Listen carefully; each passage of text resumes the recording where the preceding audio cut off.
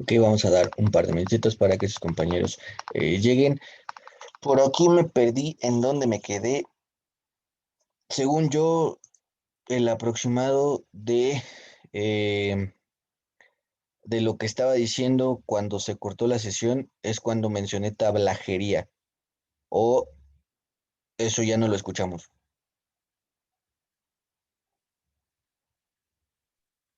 Aquí soy ya, chef. Ok, para regresar mis ideas y ahorita que te terminen de anexar sus compañeros, seguimos, ¿vale? Entonces, bueno, como repaso, ah, rápido entre los que estamos aquí para no quedarnos callados, para no quedarnos estáticos. Am, Chacinería y charcutería, entonces, ¿es lo mismo, chicos?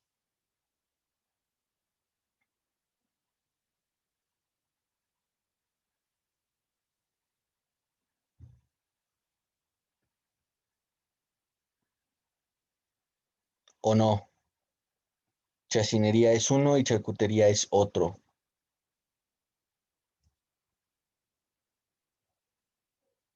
¿Qué les acabo de decir? ¿Que son lo mismo o que son diferentes? Lo mismo. Vale, son lo mismo. ¿Qué productos podríamos encontrar en una charcutería diferentes a una carnicería? O eso ya tampoco lo escuchamos. Creo que dijo venado, ¿no? ¿Ganado? Venado. Venado, ok, pues sí, pues el venado. ¿Qué otro?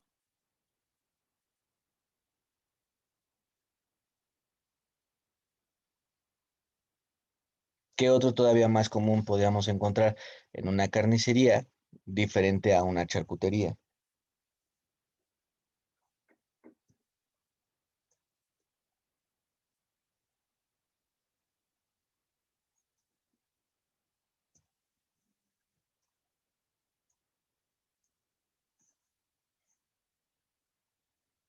¿Qué me falta? Miguel, Wanda, Jorge, Carlos, falta Esteban, los cuatro, seis, ok, y Adri.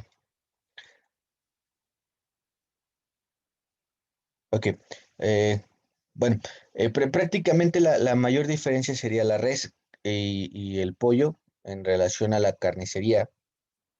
Sin embargo, como mencionaba, ya podemos encontrar lo que es, mencionando algún otro producto como la longaniza o el chorizo de pollo, am, y cuestiones más relacionadas, ¿no? Obviamente habrá partes que no podamos encontrar, ¿no?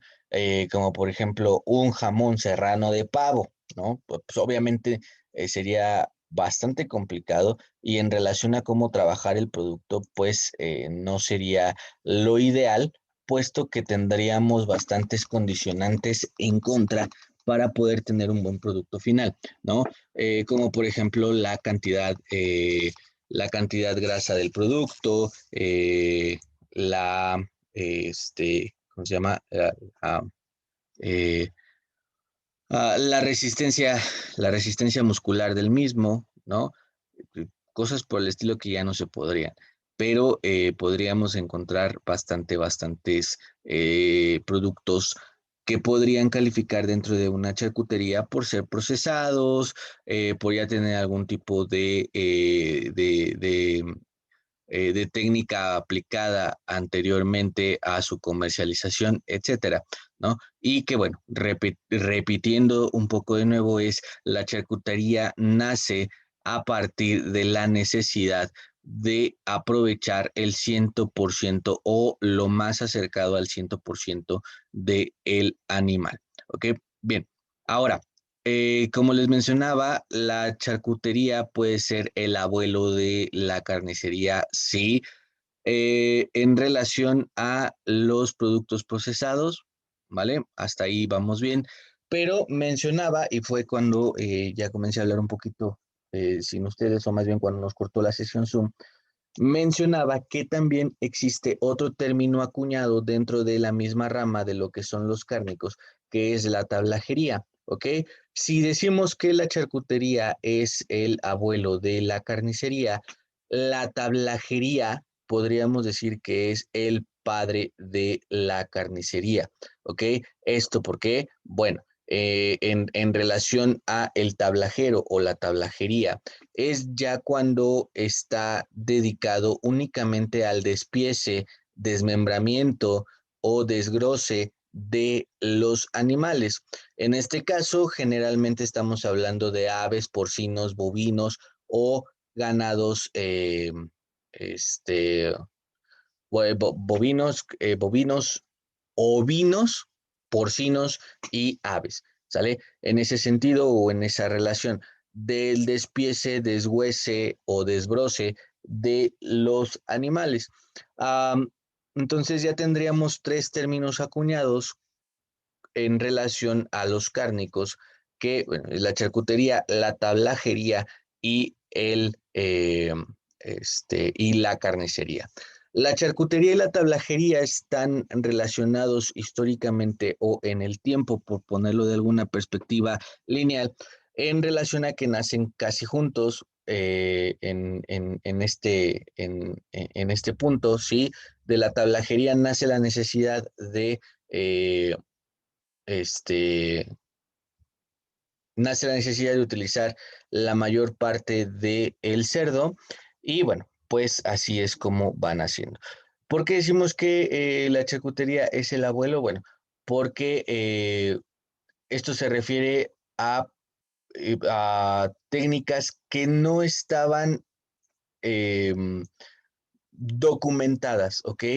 Es decir, muchísimos miles de años hablando cuando las personas, o en este caso, los los primeros sedentarios y nómadas del planeta, se dieron cuenta que, por ejemplo, la utilización del fuego para el consumo de sus productos los hacía muchísimo mejor digeribles y con esta parte de la experimentación cayeron en la cuenta de que exponer los productos, en este caso generalmente eran las vísceras o las pieles, que son los dos productos más comúnmente utilizados. Ah, ok, Jorge, adelante, no se preocupe.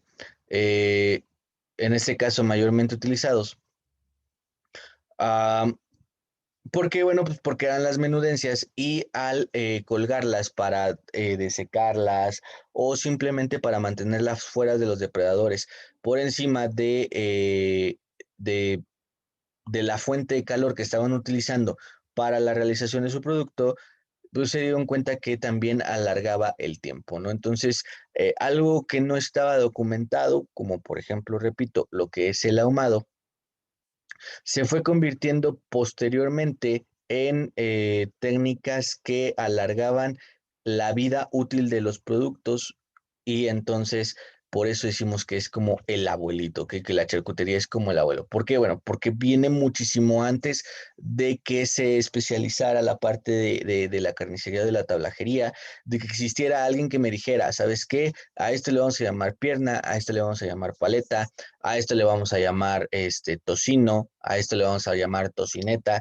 Antes de todo esto, pues viene de manera arcaica la utilización de métodos y técnicas para la charcutería, eh, empezando por lo que son el desecado o el deshidratado, el ahumado, lo que es el salado, el salazón, cosas por el estilo que se fueron utilizando desde el principio de los tiempos. ¿Ok?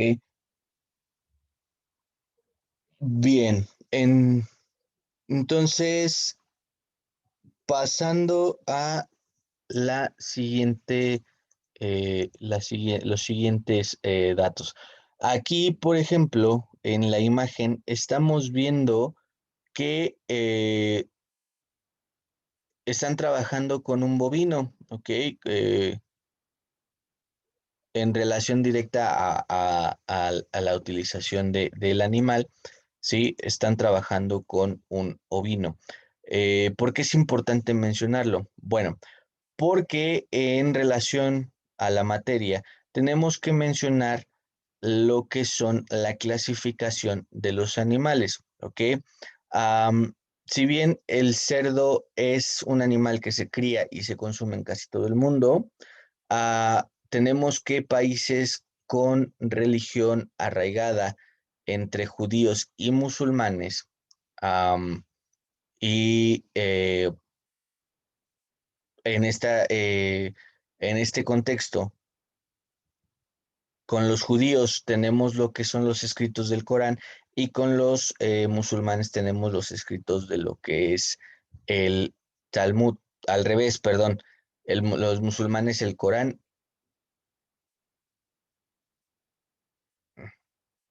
Dejen ordeno mis ideas porque me distraje entre Esteban y Jorge.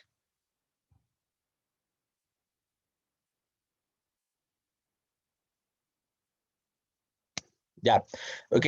Para lo que es la religión judía, tenemos lo que es la determinación de los escritos del Corán y, ay, ¿no estaba compartiendo pantalla?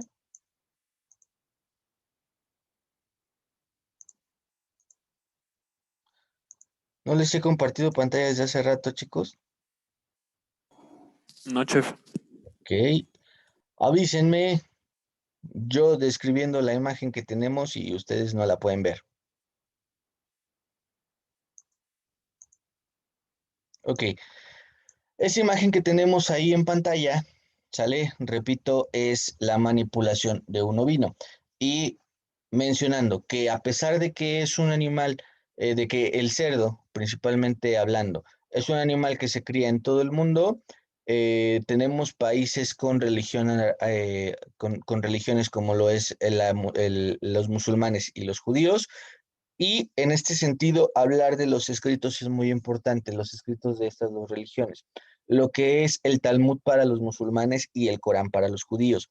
En estos escritos existen la clasificación de los animales de acuerdo con el tipo de pezuña, que esto ya anteriormente lo han de haber escuchado, lo han de haber trabajado, lo han de haber visto eh, en alguna clase. Entonces, por el tipo de pezuña, la hendidura de la pata, ¿sí? Qué tan pronunciada o no puede estar, y características del rumiante, si es o no lo es. Entonces, en este caso, el cerdo, dentro de esta clasificación, se especifica como inmundo, ¿ok? Por el hecho de que, bueno, el cerdo como tal, sabemos que no puede sudar, ¿ok? El cerdo no suda, ¿no? A pesar de dichos populares como de, sudas como puerco, bueno, al final de cuentas, fisiológicamente los cerdos es imposible que tengan esta cualidad. Recordemos que también el sudor es parte de la termoadaptación del cuerpo. El sudar permite que el cuerpo vaya enfriándose y así evitar tener algún tipo de consecuencia derivado del calor. Entonces, por las prácticas mismas del cerdo, de refrescarse con X o Y circunstancia que incluso por las mismas características de su encierro o de su o de su parte doméstica, pues se embarraba en sus propias heces para refrescarse. Esto no significa que el cerdo sea como tal, eh, eh, pues antihigiénico, ¿no? Simple y sencillamente que las características propias de donde se mantenía en cautiverio, pues no le permitía de alguna manera buscar otras circunstancias para satisfacer sus necesidades fisiológicas. Entonces, bueno, de ahí derivado viene el calificativo como inmundo. Esto también hizo que en estas religiones se transmitieran prohibiciones expresas sobre su consumo. Está prohibido consumir el cerdo para estas religiones, puesto que no es por considerarlo eh, algo muy sagrado o algo muy especial, sino por todo lo contrario, ¿no? Por considerarlo bastante eh, antihigiénico, bastante inmundo, bastante, pues poco ortodoxo, digámoslo de alguna manera, ¿no? Entonces, habría que mencionar a estas dos partes importantes en la historia de la utilización del cerdo como materia prima. Repitiendo para que nos quede un poco más claro, el judío con sus menciones en el Corán y la religión musulmana con sus menciones en el Talmud. ¿Ok? Bien, por otra parte tenemos lo que son los turcos, ¿sí? Que en este sentido defienden el consumo del cerdo, ¿ok? Eh, Esto tal vez por la cercanía que tenían a la cultura china, ¿ok? Recordemos también que como tal los turcos am, tienen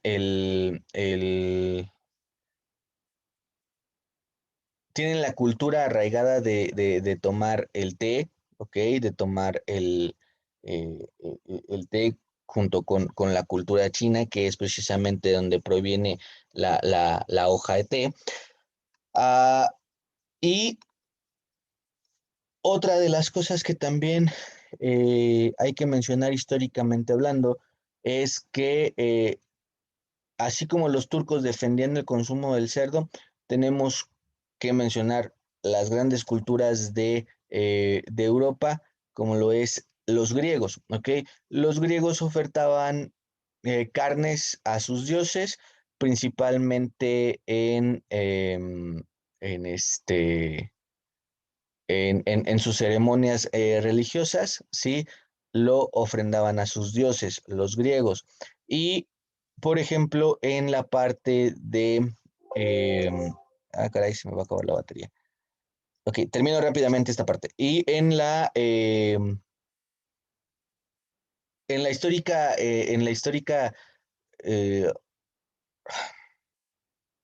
el histórico sitio de Troya, ajá, se sacrificaba al cerdo en honor a Poseidón para pedirle favores en relación a sobrevivir a la situación que se les estaba presentando de, eh, pues del sitio, ¿no? Del sitio de los troyanos.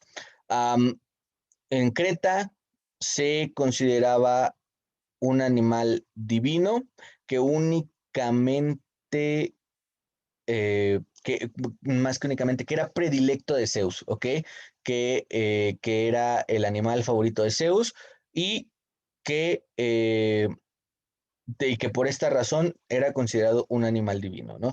Así como, repito, teníamos ya a los judíos y musulmanes mencionándolo o clasificándolo como un animal inmundo, tenemos esta parte de la divinidad o de la especialidad del cerdo por parte de los turcos, los griegos y los romanos, ¿ok?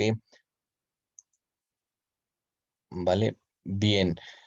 Los romanos fueron justamente, ¿no? Justamente hablando, aquellos quienes crean o am, acostumbran ya el matar el cerdo y distribuir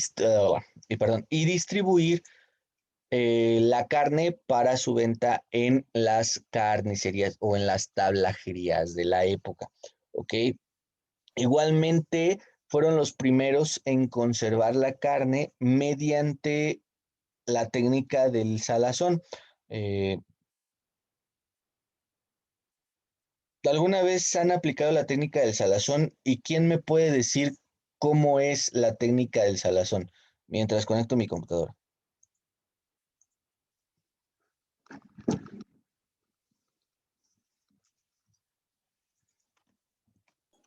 Yo no le he aplicado, chef, pero supongo que es como el bacalao que compramos, ¿no? Ok, exactamente, es como el bacalao que compramos. Otra vez. Hoy no quiero mencionar la R, no sé por qué. Es precisamente como el bacalao que compramos generalmente en épocas decembrinas. Y pues cómo viene ese bacalao, pues prácticamente hundido en qué, Pues en sal. Exactamente, hundido en sal. ¿Vale? Entonces, es a los romanos a quienes les adjudicamos la costumbre de utilizar la técnica de salazón y asimismo también la costumbre de matar el cerdo para distribuirlo entre la población por medio de su venta. Posteriormente, sí, si lo ponemos en una línea del tiempo, son los cristianos quienes adoptan de los romanos este tipo de actividades y en el caso en el caso de la invasión de los moros a la península ibérica, ¿qué península ibérica qué comprende, chicos? La península ibérica, ¿cuáles serían los principales países actuales a comprender?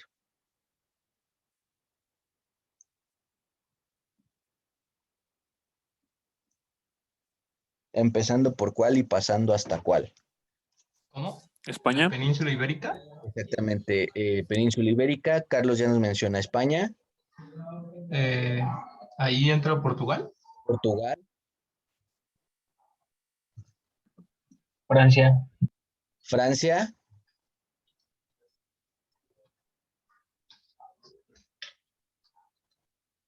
Venga, Guada. no, Guada no entra dentro de la península ibérica, pero tal vez nos pueda contestar algún otro país.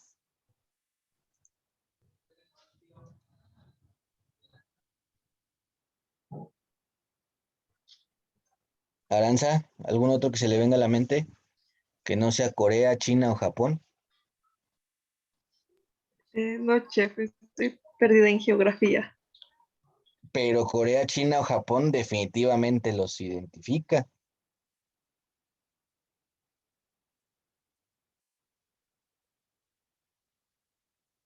¿Qué otro? Nos faltarían como dos a mencionar importantes dentro de la península ibérica. Como tal, estamos hablando que se comprende aquellos que están pegados al Mediterráneo y que están dentro todavía de la parte de la península. Ya mencionamos Portugal, España, Francia. ¿Cuáles serían otros dos importantes a mencionar? En uno vive el Papa. El Vaticano, nació. Italia, ¿no? Italia, y en el otro ¿A ti vive. te gusta mucho eso, bro? Eso del Rubius y esas cosas, bro. ¿Eso de qué? ¿Del Rubius? ¿Qué tiene que ver el Rubius? Esteban, que le gusta mucho ese chisme. No sé de qué habla, pero bueno. Ok, Es que como es streamer chef, creí que sabía. Pero ya vi que es mal streamer. yo soy mal streamer. No, Esteban. Ok, Esteban. Andorra. Andorra, no. eh, Está más pegado a Italia que otra cosa. Ya del lado oriente de Italia. Es muy famoso por es famoso por sus vinos, o por ser una de las raíces del vino. Es un país pequeño y rima con Grecia. Suiza.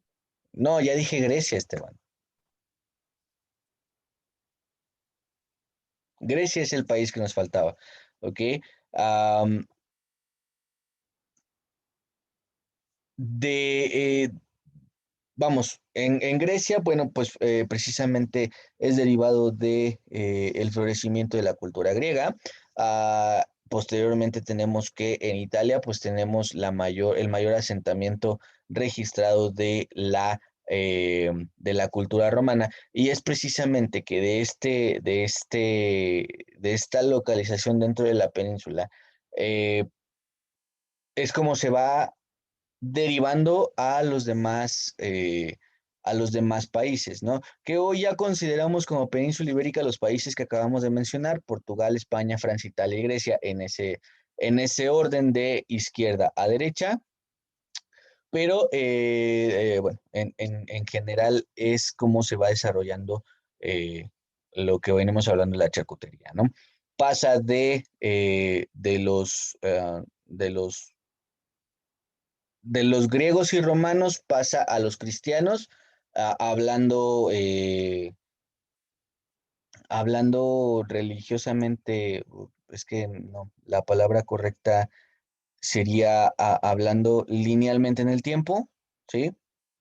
Sería de griegos y romanos pasa a cristianos y son en esta relación entre cristianos, moros, cristeros, etcétera, e incluso cruzados, que pasa a, a lo que se conocía como la península ibérica, que nada más comprendía 3 países en ese entonces, que era Portugal, España y Francia. Aún no teníamos la determinación por países, pues lo conocíamos por reinados o feudos, ah, pero bueno, está esa determinación.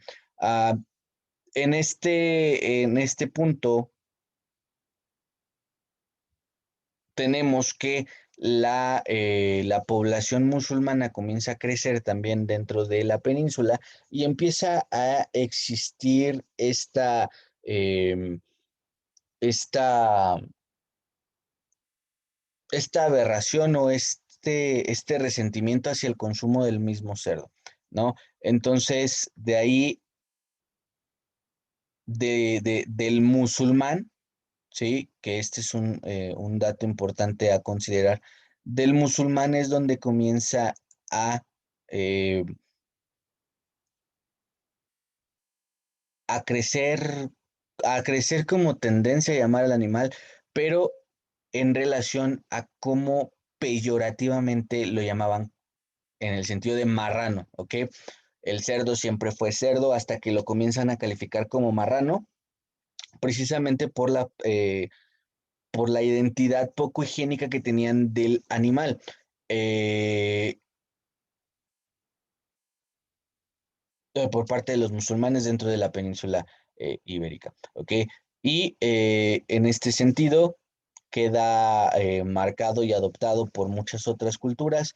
Por ejemplo, ya cuando llega a lo que es América, el cerdo, porque recordemos que el cerdo no es endémico de América. Aquí teníamos lo que son los cerdos salvajes, conocidos comúnmente como jabalíes, que a pesar de ser primos lejanos del cerdo, no pueden considerarse como tal, ¿no? Entonces, una vez que lo traen, nosotros arraigamos también el término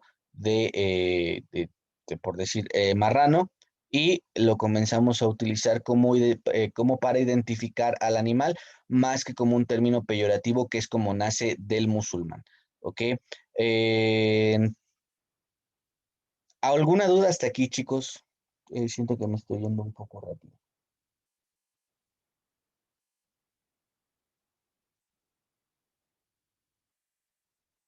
Ninguna, Sí, seguro. todo bien, chef. Sí, todo bien. Ok, bien. Espero que todos estemos en la misma situación.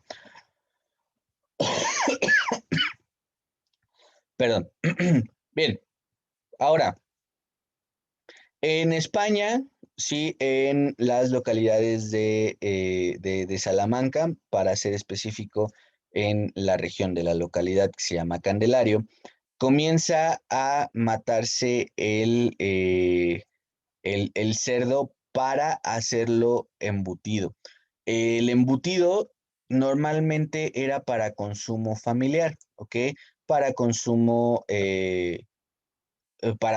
local, también por decirlo de alguna manera, porque no salía propiamente del lugar de donde se producía. Ah, Cuando llegaban a sobrar piezas de los mismos embutidos que se realizaban para el consumo familiar, se llegaban a vender, ¿ok?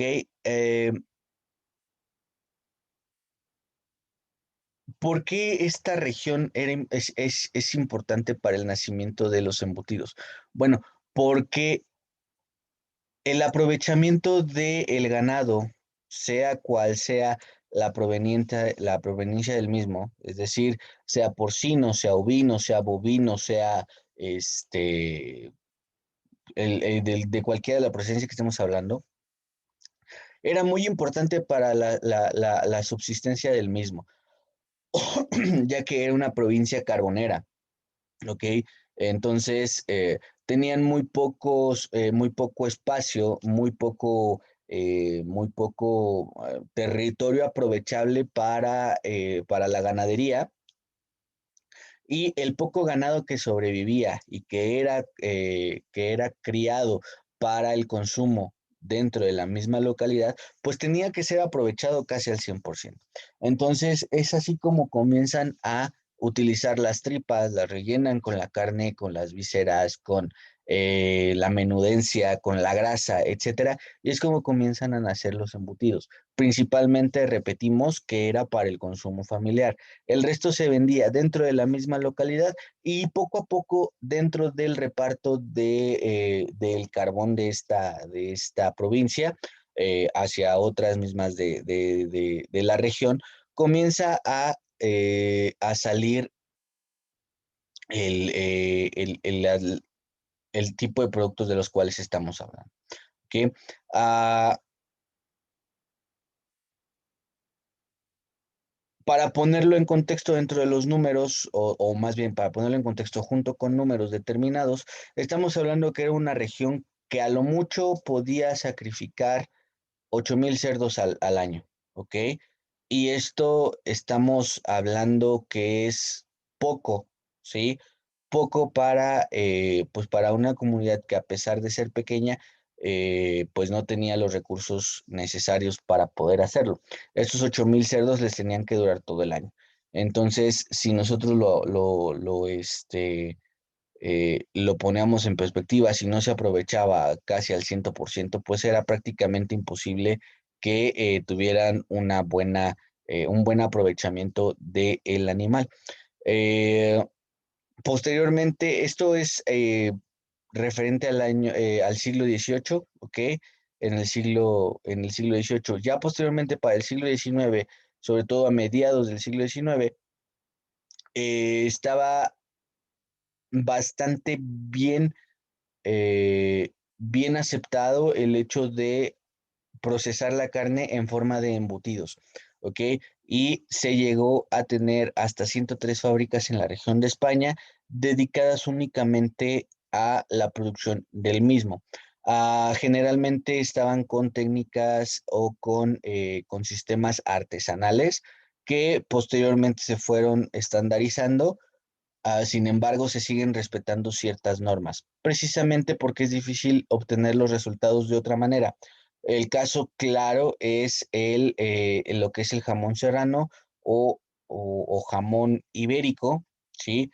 Que la gran mayoría confundimos entre que prácticamente de manera visual son exactamente lo mismo, o se pueden ver muy parecidos, porque no son exactamente lo mismo. Se pueden ver muy parecidos, sin embargo, bueno, aquí habrá que ver que, relacionado a que muy difícilmente se puede obtener el resultado modificando la técnica, ¿no?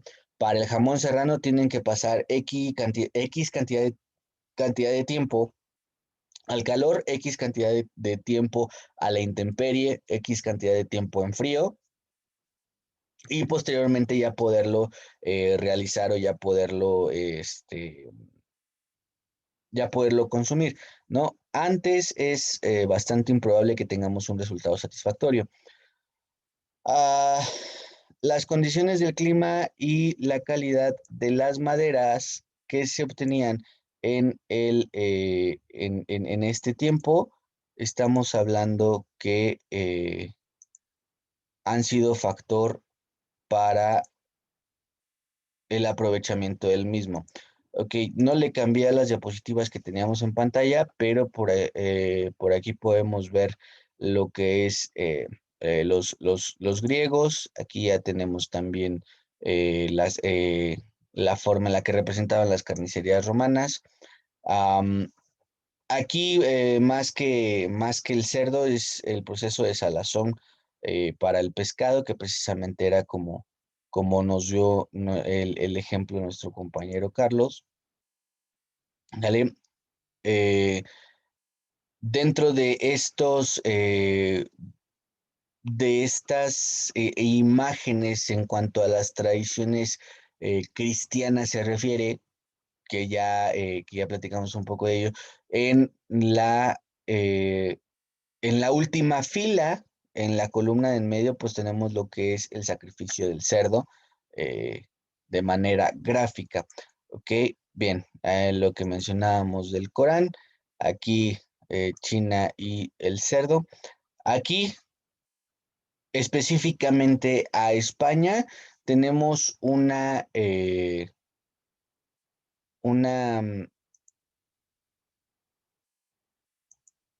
un mapa con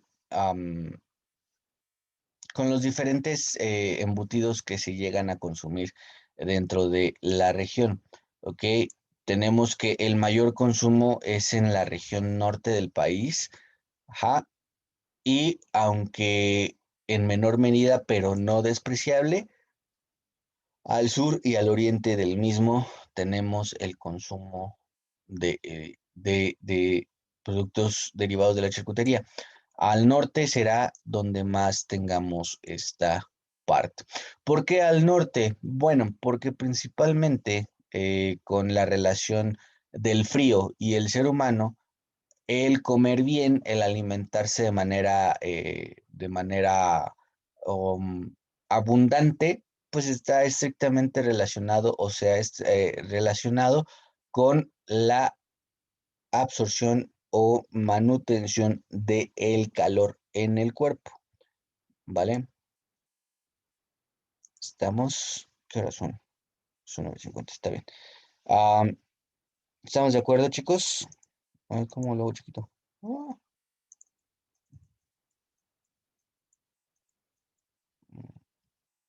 ok. Va, nada más por mencionar, lo que decíamos del jamón serrano no se puede hacer de otra manera, se tiene que respetar la...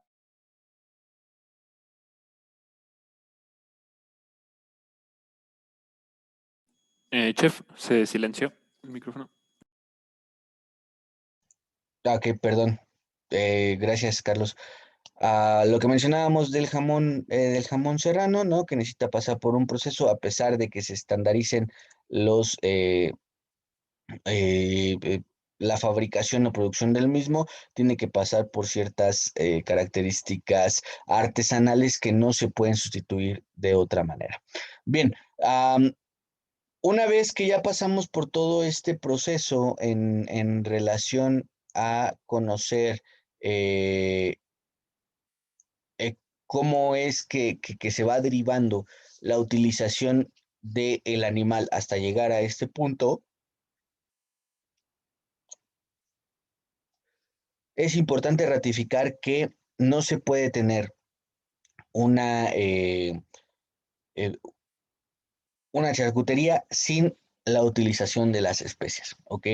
Las especias fueron parte fundamental de la realización de los embutidos porque son aquellos que potencializan, o bueno, las especias son aquellas que potencializan los sabores que pues en su momento podrían